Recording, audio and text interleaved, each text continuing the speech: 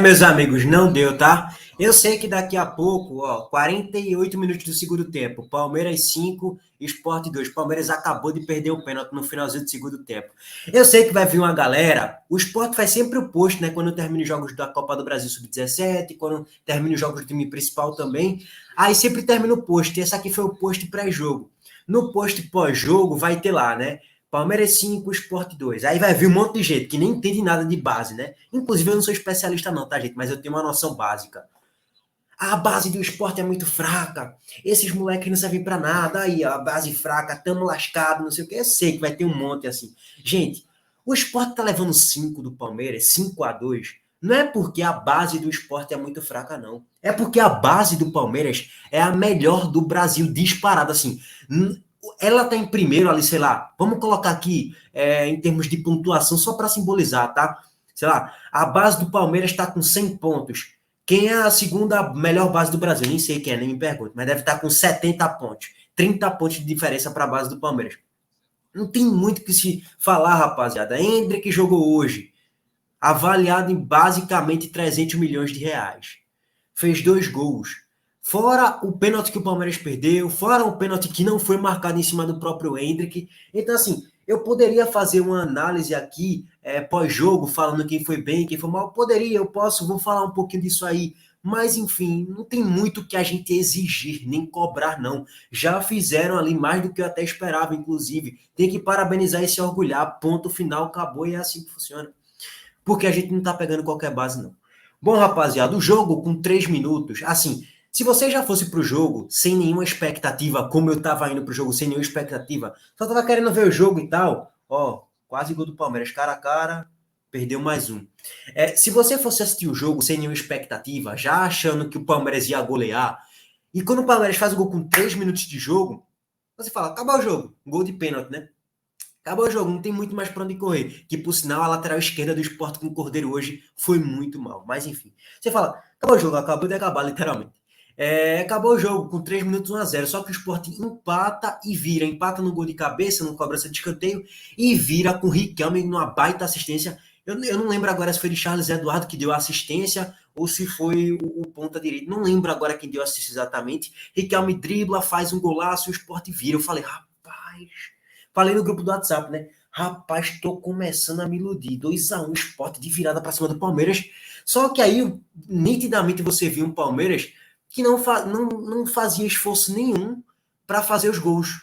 Aí foi lá, pum, empatou, depois pum, virou, depois faz o quarto e o quinto sai no segundo tempo mais uma vez de pênalti. Fora o pênalti, como eu já falei para vocês, que não foi marcado em cima de Hendrick, um pênalti claríssimo. Então, assim, os zagueiros do Sport não foram muito bem hoje, Patrick não foi muito bem, Isaac também não, Hendrick teve a maior liberdade do mundo no miolo da zaga, o lateral direito e o esquerdo também não gostei muito, o Sport jogou hoje no 5-3-2 ou 5-4-1, como o Charles tem mais característica de meia atacante do que de atacante em si, eu coloco como 5-4-1, mas não deu jeito, o Sport sai aí derrotado de 5-2.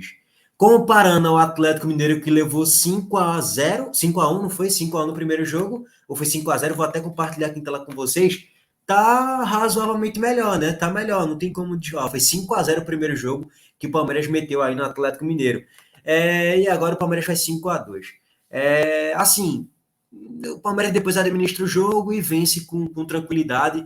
O jogo da volta, gente, é futebol, pode acontecer, ok, pode, gente, tudo isso eu concordo.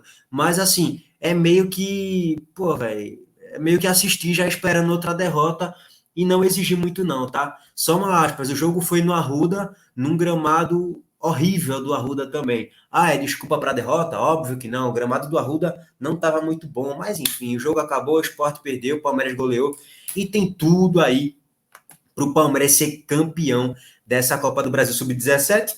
Deve enfrentar o Vasco na próxima fase aí na final e deve ser campeão. É tudo isso que indica aí o campeonato. E o Sport terminou um jogador a menos, o volante aí do Sport, que fez gol hoje, inclusive, Vitor Neves, fez o gol, mas foi expulso ali no finalzinho do segundo tempo, que ele faz o pênalti, tem o pênalti, o Palmeiras perde o pênalti, poderia ser 7-8 hoje, que terminaria para o Palmeiras. Enfim, é isso, eu já esperava isso aqui, eu já adiantei isso aqui para todo mundo.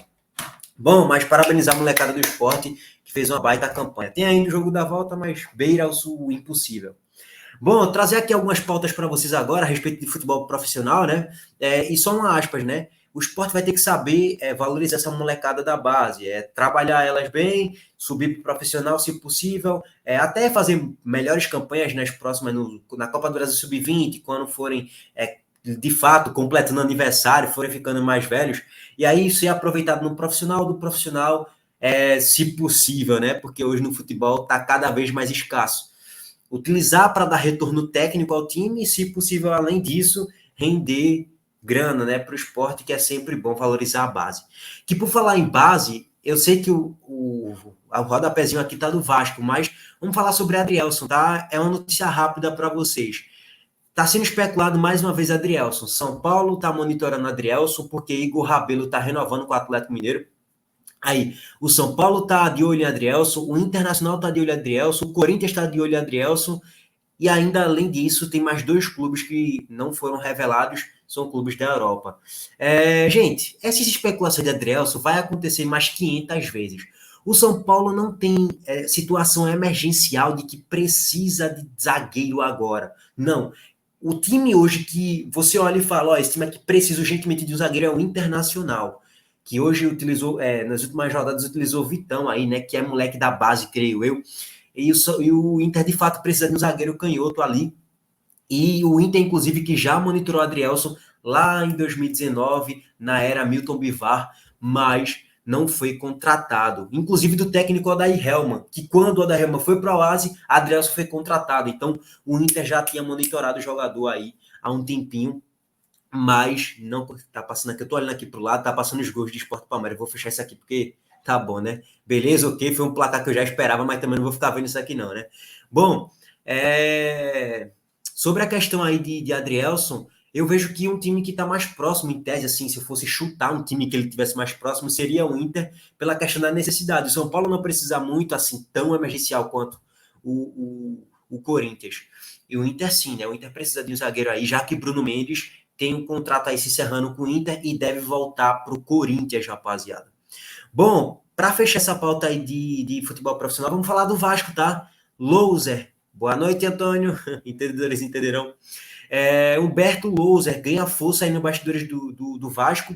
Nenê aprovou o nome do possível técnico aí. Louser que já fez campanha de título da Série B com a Chapecoense, que ficou à frente do América Mineiro de Lisca naquela temporada de 2020.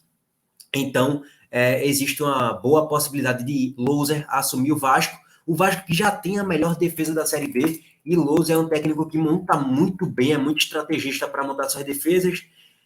Se o Vasco contratar Louser, eu vou achar uma contratação boa para o Vasco, porque aí a solidez defensiva vai ser ainda melhor. E numa Série B, acho que Louser consegue performar melhor do meio para frente, que é o grande problema assim dos times que Louser comanda, né? A questão do time produzir jogadas do meio para frente.